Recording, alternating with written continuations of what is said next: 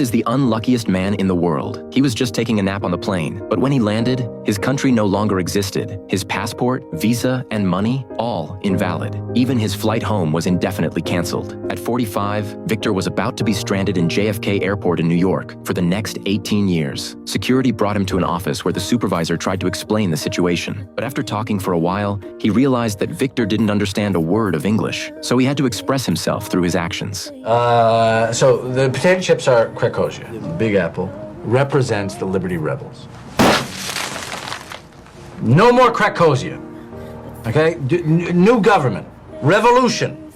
You understand? Turns out, overnight, civil war had broken out in Victor's homeland. And since the new regime hadn't been recognized internationally, his nationality no longer existed. He couldn't legally enter the US, nor could he return home. It wasn't until he saw the international news on TV that he finally understood the crisis back home.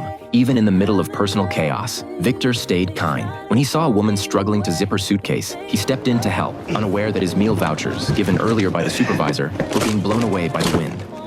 Oh my God!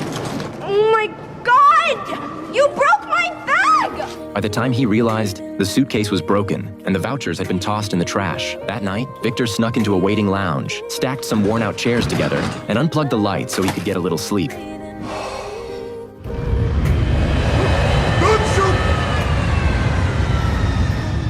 The next morning, the airport supervisor was bouncing with excitement. He was about to be promoted after 17 years, and all he needed to do was keep the airport running smoothly. Then the surveillance screens showed someone in a bathrobe strutting down the corridor. It was Victor. He'd taken a full-on shower in a public restroom. The supervisor couldn't believe it. Anyone else would have bolted by now, but not Victor. And if this whole mess got out, it might ruin the supervisor's promotion. At noon, a hungry Victor pulled out his last rations, some homemade cracker sandwiches. Just then, the supervisor appeared and slyly suggested that at exactly 12 p.m., the guards at the terminal gate would be gone for 5 minutes. "America will be yours," he hinted. Victor really thought he had a chance. But outside, the place was already crawling with security. If he took even one step beyond the door, he'd be arrested for trespassing. Luckily, Victor noticed the surveillance camera fixed on him and realized he was being set up. He refused to take the bait, leaving the supervisor humiliated in front of his team. I wait.